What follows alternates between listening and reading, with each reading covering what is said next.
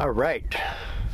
Hey guys, welcome back to Solo Homesteader Channel and All Mine Ranch. It's bright out here, but it's nice out here.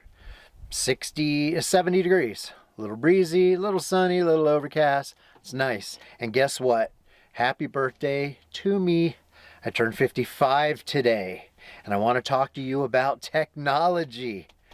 Man, technology has supported my existence, and yet it is the bane of my existence as well. All right, so I still can't reveal some details around my entire plans going forward, but I can say that I'm definitely getting closer to retirement, closer than further, as my mom likes to say, and I'm making plans for that, which includes obviously finishing the build on this place, fixing up the tiny house, and basically selling everything I own to become a digital nomad, a mobile YouTuber, if you will.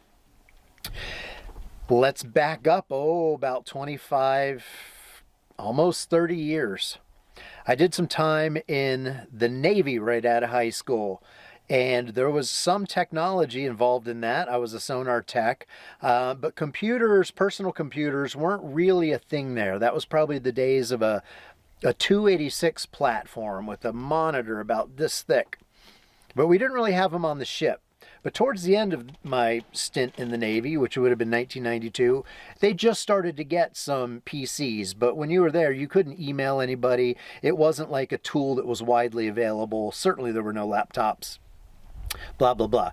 I got out of the Navy and did some construction and then retail. I got out at 22. I did the retail and construction and pawn shop and, random things until I was about 26, I want to say. About 4 years. I moved to San Diego, was working in a mountain bike shop, a big one, for about 2 years doing full retail. And one of my customers was a guy named Richard. And I remembered Richard's name.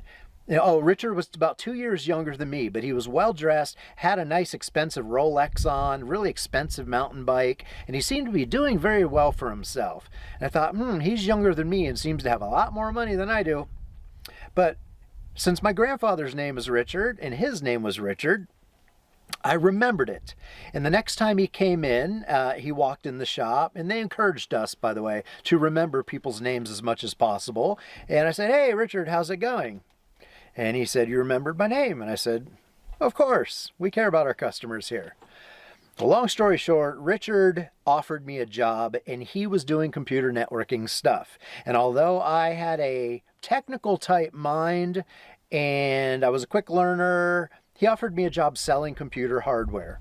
Well, that was the start of a 30-year journey of an IT career. I was terrible at sales, but he had his small little company of only 5 people, had a subcontract to Hewlett-Packard, where I went and I started setting up computers, tearing down computers, pulling cable through wall, punching down phone lines, and eventually that led to doing some end-user support, and one thing led to another, and I got a whole lot of certifications in Cisco, Microsoft products, mostly Microsoft products. I became a sysadmin, then a systems engineer, then a senior systems engineer, then a technology consultant to the Navy eventually. And yeah, that was all interrupted at various points. But I always kept going back into IT. And then eventually I found myself doing cybersecurity in the realm of cloud computing. And then lately, most recently, in the realm of AI. And I am a director of security architecture for a big bank here in the US. And my entire career has been this growing body of knowledge across broad aspects of corporate technology systems. I'm not great at any of that, but I understand, Microsoft servers and email systems and email security and SharePoint servers and networking and peripherals and, wide area networking. And I know, a jack of all trades, master of none kind of a thing. So with all that said, I hate technology. I've gotten to this point in my life now, age 55, where technology, it's a love-hate thing. I don't know how else to say it. We all know that technology has promised us, and by the way, I took my first computer class in the 7th grade on Apple IIe's, right? And I was in the 7th grade, what, in about 84? Somewhere in there. So I've kind of been like, yeah, and actually, no, I maybe 82. Somewhere in 82, 83, some friends had, Commodore 64s at their houses, and then eventually an Apple IIe, and then blah, blah, blah. Although I've always hated Apple products. But where I'm going with all this is, as you know, technology has always promised us a life of ease and leisure and convenience and get more done in less time so that you can relax. But the reality, I think you don't have to search for very many examples in your life to see that the reality is that technology has made some aspects of our life better, but it's made many other aspects significantly worse. And as someone who is on a laptop all day dealing with mobile apps and multi-factor authentication and security codes and biometrics, and using all kinds of tools to identify who the users are of the banking systems that I work on. Are they, humans versus bots? What are the controls that determine that? What do you do if you think they're a bot? How do you challenge them? Some of that is intentionally putting friction in the process to make humans prove that they're humans. I am not a robot. Check the box, right? Or do the CAPTCHA, blah, blah, blah. So as somebody who works with technology all day, who's been involved in technology my whole life, who's a quick learner, I appreciate the fact that the IT and the .com boom and all of that, and now the AI boom, has offered me a career that it's paid well when I've elected to take advantage of that. And so I'm very appreciative of that aspect. But now, after, at age 55, having dealt with technology my whole life, I'm turning more and more every day into a Luddite, someone who does not want technology. Simple examples. I'll go into the veterinarian's office and they'll say, oh, what's your phone number? Okay, next thing you know, you get a text message. Complete this survey, install this mobile app, or complete this survey, or blah, blah, blah.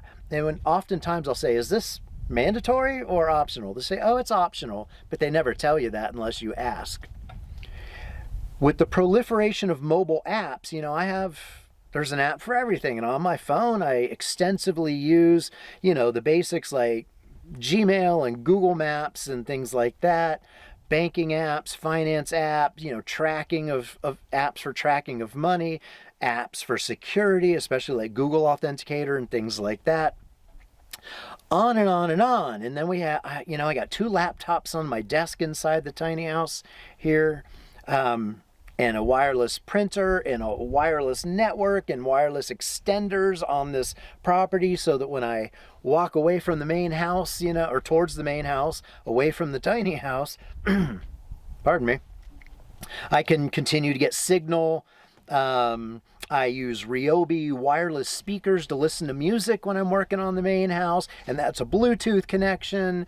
I tap, my credit card on the gas pump, on and on and on. Like, technology is just so ubiquitous and it's so embedded in almost every facet of our lives. But I notice the older and grouchier I get, the more and more technology is actually not helpful.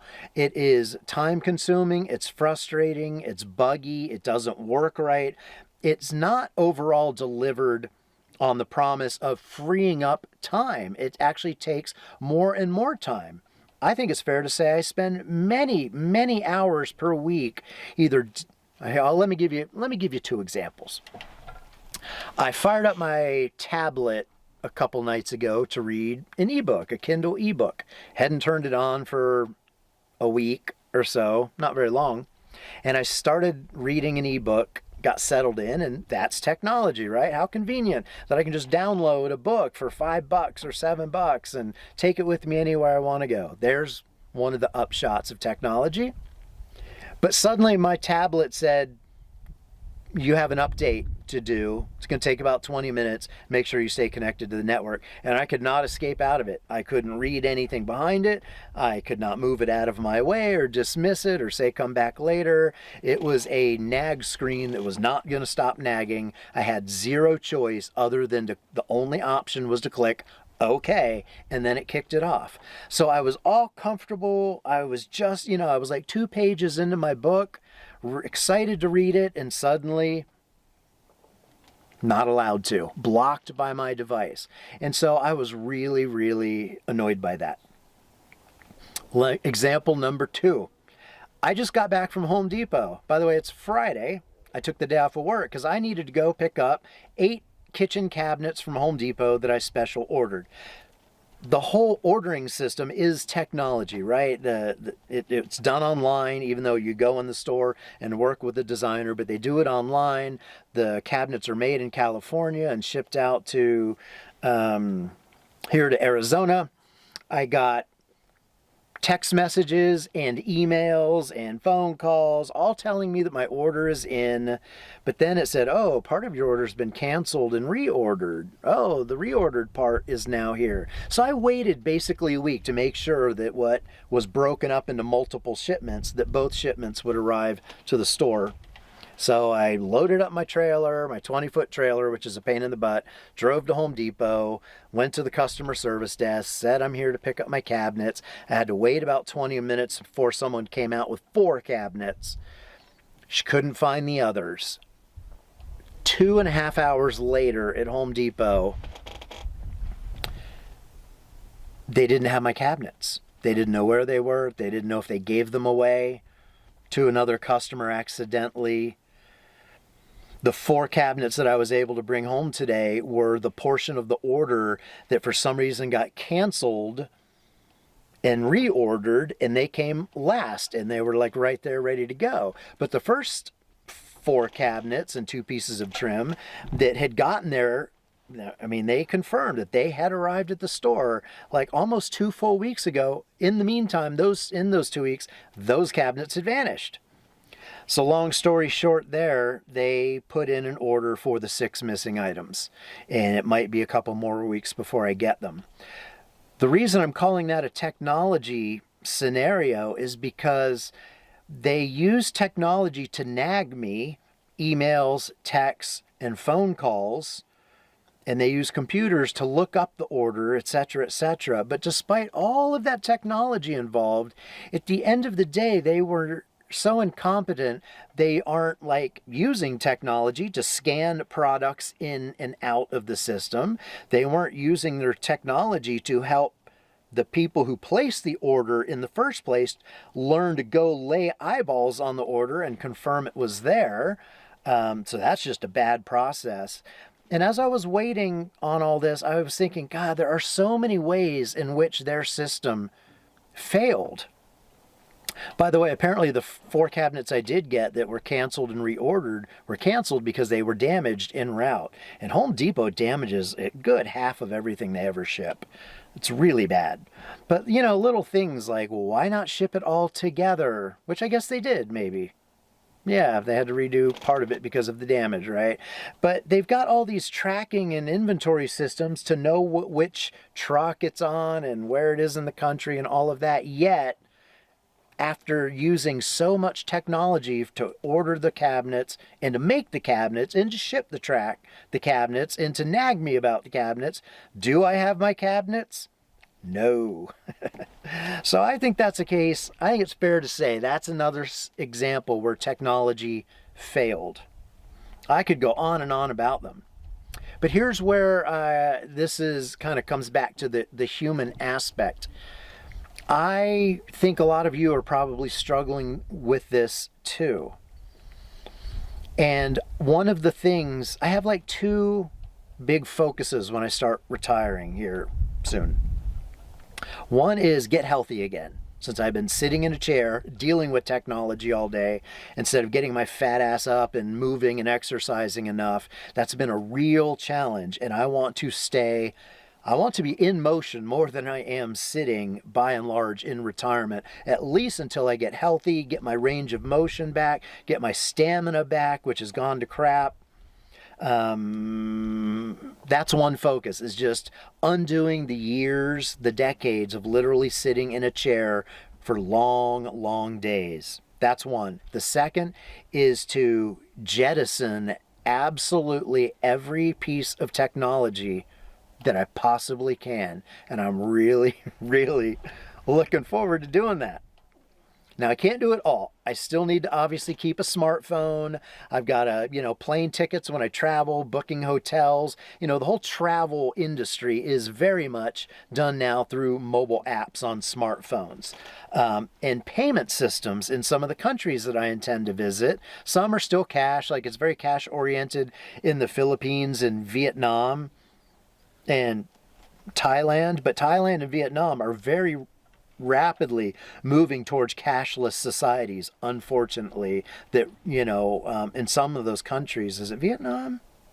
I don't remember which one, but one of those Southeast Asian countries, they're even using palm scanners now. So you get your groceries, you go up to the register, you hold out your palm, it reads your palm, and you go on with your day, right? So there can be a lot of technology involved in travel. So I can't do anything about that. And running this YouTube channel, I have to have, a tripod, a camera, a lens, a mic, memory cards, battery chargers, on and on, right? So in order to be a traveler and who's continuing to YouTube, I have to use technology. There's just no getting around it. But everything that is not absolutely mandatory, I'm going to get rid of. I'll probably continue to wear this Fitbit fitness tracker to count my steps as part of my health goals and all of that, which means a mobile app, etc. But I've been thinking about technology and complexity in general. As I'm jettisoning and selling and getting rid of and slimming down my possessions and becoming a minimalist again, you realize how much complexity is involved in the ownership of stuff. And technological stuff is the most complex of all. I'll give you, let's put it this way. I've been thinking about a mind map. If you say, well, here's your life, and major elements of your life are your work, transportation, housing, relationships, things like that, right? Those would be bubbles off of the main bubble that you would call your life. And with transportation, you can have a skateboard, a bicycle, a motorcycle, a car, a pickup truck. If you get even more technologically advanced, you could have a Tesla, right? Each of those that you own are a bubble. For each of those bubbles in that mind map, you have to have insurance and registration and appropriate license and knowledge and skills to use that thing. And if it's a Tesla, it means you need a charger and to have apps on your phone and blah, blah, blah. Every thing that you add into your life becomes another bubble on a mind map, and every bubble has sub bubbles and bubbles from that and bubbles that branch off of that, on and on. So that if you were to diagram out all of the elements that you are responsible for legally and properly owning and operating all of the things that make up your life, you're going to end up with hundreds and hundreds of bubbles on the mind map that represents your life. And having this property here with multiple buildings, lots of power tools, lots of technology, and I do have, by the way, or had, I just sold it, an ATV, still got a motorcycle and my pickup truck, plus trailers, a cargo trailer, the tiny house. Like, I have a lot of things and equipment. So most of my bubbles on the mind map of Ryan's life relate to tools, equipment, buildings, and gear to deal with this off-grid lifestyle. And for me, there's technology with the solar panels, the inverters, the Bluetooth dongles to connect to the inverter to see how much power I've got. It's a lot, man, and I'm totally freaking burnt out on it. So, what does that have to do with you? you're probably feeling some of this, and you probably have a lot of technology in your life. And if you're still buying into the premise that one more app or one more Fitbit device or the right car, a Tesla versus a 1980s station wagon, if you think that's going to make your life better, it won't. It's going to make it more complicated, more frustrating, and more expensive. And overall, I've come to the conclusion that technology degrades our lives more than it has added value. And all you have to do is type in the word social media on YouTube to find tens of thousands of videos on why and how social media is ruining everyone's lives. Well, social media is technology. So if there's any truth that it's ruining our lives, it's technically not social media degrading and ruining our lives, making us depressed and isolated. It's technology that is depressing and ruining our lives. So do less of it. That's my plan. I'm going to do less of it. So I am thinking through, since I'm only taking 2 bags when I retire and start traveling around the world, I'm only going to take carry-on bags. I'm not even going to check a bag, which means I have to think very thoroughly. Ooh, we're going to run out of time here soon. Let me pause and restart. I have to think through what I'm choosing to take, and I have to be very selective. Hopefully the books that I want will be on Kindle. That's why I'm kind of taking the tablet and my Fitbit, and that's really about it.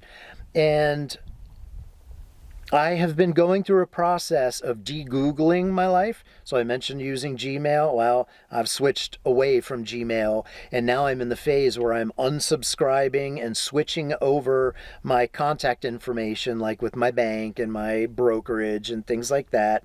So it's using the new email addresses.